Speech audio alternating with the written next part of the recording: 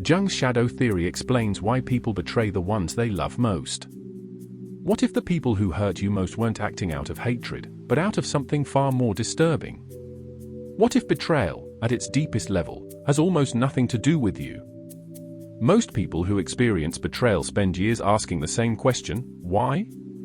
Why would someone who claimed to love me do this? Why would a person I trusted completely turn against me? Why does it always seem to be the closest ones, the partners, the best friends, the family members, who deliver the most devastating wounds? The answer has been sitting in plain sight for nearly a century. Carl Jung, the Swiss psychiatrist who mapped the hidden architecture of the human psyche, called it the shadow. Jung believed that inside every human being lives a version of themselves they cannot consciously accept. The parts they were told to suppress. The anger, the envy, the fear, the shame, all of it pushed beneath the surface, invisible to the person carrying it, but quietly governing everything they do. And here is the disturbing truth that Jung spent his career trying to make people understand: the shadow does not disappear when it is ignored. It grows. It waits. And it emerges, most powerfully, most destructively, toward the people we love most. In this video, we will explore exactly how Jung's shadow theory explains the betrayals that have shattered you, the ones that made no sense, the ones that came from the last people you expected. By the end, you will not only understand what happened, you will never be blindsided by it again. The closer someone is, the more they trigger your shadow. Here is something that almost no one tells you about human relationships. Intimacy is not only a source of warmth and connection. It is also a source of profound psychological threat. And the closer someone gets to us, the more they see of us, the more they know about us, the more they reflect back what we carry inside, the more dangerous they become to the parts of ourselves we have spent a lifetime hiding. Most people assume that betrayal is a failure of love. That someone betrays you because they stopped caring, because they were never who they appeared to be, because something external changed the relationship. But Jung saw it differently. He observed that the people who trigger our deepest emotional reactions, including the destructive ones, are almost always the people who have gotten close enough to stir what lives in the shadow. Not intentionally. Not maliciously. Simply by being present. Simply by knowing us. Think of the long-term partner who suddenly becomes the target of inexplicable rage. The close friend who, after years of loyalty, does something incomprehensibly cruel. The family member who, in a moment of genuine vulnerability, turns it into a weapon. These betrayals feel random. They feel like a mask slipping. But Jung would say they are something else entirely. They are the shadow finally finding a face it feels safe enough to emerge toward. The people who know you best are the ones the shadow trusts enough to reveal itself through. That is both the gift and the danger of true intimacy. We project what we cannot accept in ourselves. This is one of the most unsettling truths in all of psychology. When a person cannot face something within themselves, an impulse, a quality, a darkness they find intolerable, the psyche does not simply dissolve it. It projects it. It casts it outward, onto another person, and then reacts to that person as though they are the source of what is actually internal. Jung called this projection, and he considered it one of the primary mechanisms by which the shadow operates in relationships. Here is what this looks like in practice. The person who accuses their partner of being untrustworthy, often without real evidence, often with a ferocity that seems disproportionate, is frequently projecting their own suppressed dishonesty. The friend who suddenly turns hostile and labels you arrogant may be transferring their own unacknowledged pride onto you. The family member who claims you've changed and become selfish may be defending against the recognition of their own selfishness. Nietzsche understood this dynamic intuitively. He wrote that people's moral judgments are almost always confessions, that what a person condemns most loudly in others is almost always what they fear most in themselves. And here is the cruelest part: the person doing the projecting genuinely believes what they are seeing. They are not performing false accusations. They are experiencing something that feels absolutely real to them. Because inside their own psychology, it is. When someone attacks you for what they cannot see in themselves, you are not their enemy. You are their mirror. And mirrors, as history has shown, are often the first things to be shattered. Love itself creates the conditions for betrayal. This will sound counterintuitive, but stay with it.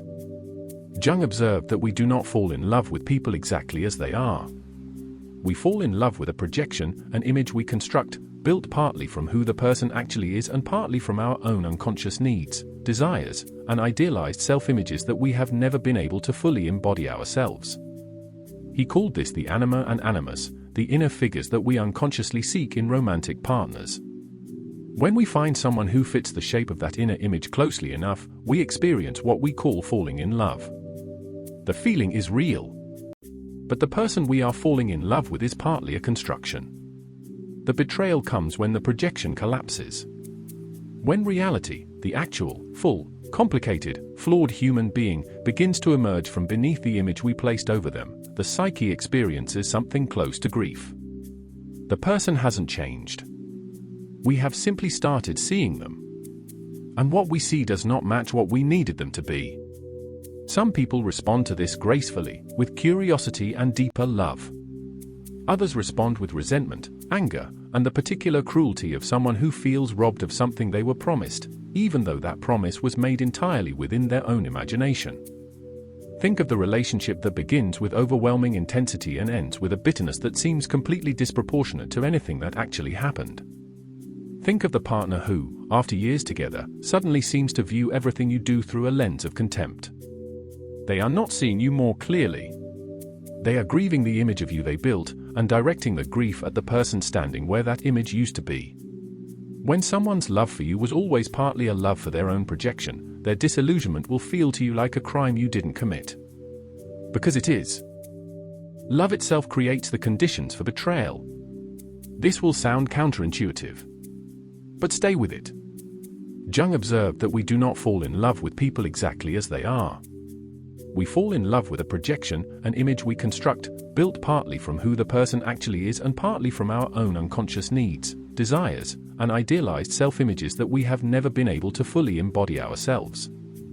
He called this the anima and animus, the inner figures that we unconsciously seek in romantic partners. When we find someone who fits the shape of that inner image closely enough, we experience what we call falling in love. The feeling is real, but the person we are falling in love with is partly a construction. The betrayal comes when the projection collapses. When reality, the actual, full, complicated, flawed human being, begins to emerge from beneath the image we placed over them, the psyche experiences something close to grief. The person hasn't changed. We have simply started seeing them. And what we see does not match what we needed them to be. Some people respond to this gracefully, with curiosity and deeper love. Others respond with resentment, anger, and the particular cruelty of someone who feels robbed of something they were promised, even though that promise was made entirely within their own imagination. Think of the relationship that begins with overwhelming intensity and ends with a bitterness that seems completely disproportionate to anything that actually happened. Think of the partner who, after years together, suddenly seems to view everything you do through a lens of contempt. They are not seeing you more clearly. They are grieving the image of you they built, and directing the grief at the person standing where that image used to be. When someone's love for you was always partly a love for their own projection, their disillusionment will feel to you like a crime you didn't commit. Because it is. The shadow emerges under pressure. The shadow is patient. It can remain beneath the surface for years, held down by the structures of daily life, routine, social expectation, the careful performance of the self we want the world to see. But pressure dissolves structure. And when the structure collapses, the shadow emerges. This is why betrayals so often cluster around moments of significant stress. A financial crisis. A career failure. A period of health difficulty. The arrival of children. A major transition that disrupts the established order of a person's life. These are the moments when the carefully maintained persona, the social mask Jung described, begins to crack. And what emerges from the cracks is everything that was being suppressed beneath it. Epictetus, the Stoic philosopher, wrote that a person's true character is revealed under pressure, not as a failure of character, but as the truth of it surfacing through the conditions that made suppression impossible. Stress does not create the shadow. It simply removes the lid. This is why the person who seemed so calm, so loving, so stable for years can do something in a moment of crisis that seems completely alien to everything you thought they were. It is not that you didn't know them. It is that the part of them they never showed you, the part they were barely aware of themselves, finally had nowhere left to hide. You were not wrong about who they were. You simply didn't know who else they were. No one did. Not even them. The betrayer often becomes the victim in their own mind. This is perhaps the most psychologically fascinating and infuriating aspect of shadow-driven betrayal. The person who has wounded you will, in many cases, rewrite the story in a way that positions them as the injured party. Not out of conscious dishonesty, though sometimes that too, but because the psyche has an extraordinary capacity for self-protective narrative revision. Jung spoke of the ego's desperate need to maintain a coherent self-image. For most people, the self-image they have constructed is fundamentally good, moral, caring, reasonable. And that self-image simply cannot accommodate the reality of what they have done. So the story changes. What they did becomes justified. What you did becomes the provocation. The betrayal becomes a response. And the person who inflicted the wound discovers, with remarkable speed, that they are actually the one bleeding. Schopenhauer called this the will asserting itself against reality, the human refusal to allow the truth to disrupt the story we need to believe about ourselves. This is not a defect limited to bad people. It is a mechanism present in virtually every human being. The question is only how powerful the shadow is, and how much damage it has the capacity to cause before the person finds the courage, or is forced, to turn toward it honestly. The person who hurt you most may genuinely believe you hurt them first. That does not make them right. It makes them human. And it is not your responsibility to fix the story they need to survive. Growth triggers the shadow in those closest to you. There is a particular type of betrayal that arrives not when you are at your lowest, but when you are at your best. When you begin to change, when you grow, when you heal, when you evolve beyond the person you were in the early chapters of a relationship, something unexpected happens. The people who were closest to you in your previous version can experience your growth as a threat, as an abandonment, as a judgment. Jung understood that transformation is inherently disruptive to the systems around the person transforming. Because every relationship exists in a kind of homeostasis, a balance of roles, expectations, and unspoken agreements. When one person in that system changes, the balance is disturbed. And the psyche of the person who hasn't changed can interpret that disturbance as danger. Your healing can make someone else's wound more visible to them. Your clarity can make their confusion harder to deny. Your growth can make the choice they made not to grow feel like a verdict. And so the shadow moves. What should be celebration becomes resentment. What should be pride becomes sabotage. What should be love reveals itself, under the pressure of your expansion, as a love that always had conditions attached. Not everyone who loved the version of you that needed them will be able to love the version of you that doesn't. That is their shadow speaking. Your only job is to keep growing anyway. The psychology behind this. Why does this happen at all? The answer, at its core, is this: the shadow forms because human beings are not allowed to be whole. From childhood, we learn which parts of ourselves are acceptable and which are not. The anger that was met with punishment. The sadness that was told to stop. The ambition that was called arrogance. The need that was labeled weakness. One by one, these parts are exiled from the conscious self and pushed into the dark. But they do not cease to exist. They accumulate. They develop a kind of autonomous energy, what Jung called a complex, and they begin to operate below the level of conscious awareness, influencing behavior in ways the person cannot observe or control. The ego, terrified of what lives in the shadow, builds ever more elaborate defenses. Projection, denial, rationalization, displacement. And the people closest to the person bearing this weight become, unwillingly, the surfaces onto which that weight is thrown. This is not a personality defect. It is the predictable consequence of a life lived without honest self-examination. And in a culture that rewards performance over authenticity, that punishes vulnerability and celebrates armor, the conditions for shadow accumulation are everywhere. How to respond? When you recognize shadow dynamics at work in a relationship, past or present, the question becomes what you do with that recognition. First, stop making it about what you did. Shadow-driven betrayal is not a verdict on your worth. It is a window into someone else's unprocessed interior. Remove yourself from the center of their psychology. You were the location of the wound, not its cause. Second, resist the urge to explain yourself. The person operating from their shadow is not in a state where logic will reach them. Over-explaining yourself to someone who has already rewritten the story is an energy expenditure that returns nothing. Say what is true once, clearly, and then release the need for it to be received. Third, grieve the real loss. What was lost is not just the person. It is the version of the relationship you believed you were in. That grief is legitimate. Allow it to be real without allowing it to become identity. Fourth, examine your own shadow. This is the hardest step and the most important one. Jung believed that the betrayals we experience are always partly invitations, painful, unwanted, brutal invitations, to examine what we carry in our own darkness. What did you project onto this person? What did you need them to be that they were never capable of being? Fifth, choose relationships that can survive honesty. The antidote to shadow-driven betrayal is not fewer relationships, but deeper ones. Find the people who are willing to look at themselves, who can hold their own darkness with some degree of awareness, who don't need you to be a mirror for their unprocessed pain. Modern relevance. Jung developed the shadow theory in a world without social media. He could not have imagined how profoundly the digital age would accelerate the conditions he was describing.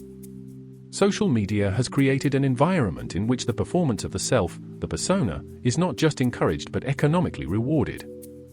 Likes, followers, engagement, all of these incentivize the construction of an idealized public self.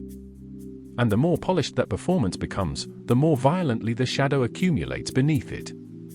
We are living through an epidemic of projection. Political discourse has become almost entirely shadow-driven, people encountering in their opponents the parts of themselves they cannot tolerate. Online relationships, built on curated images rather than genuine knowing, collapse with remarkable speed the moment reality intrudes.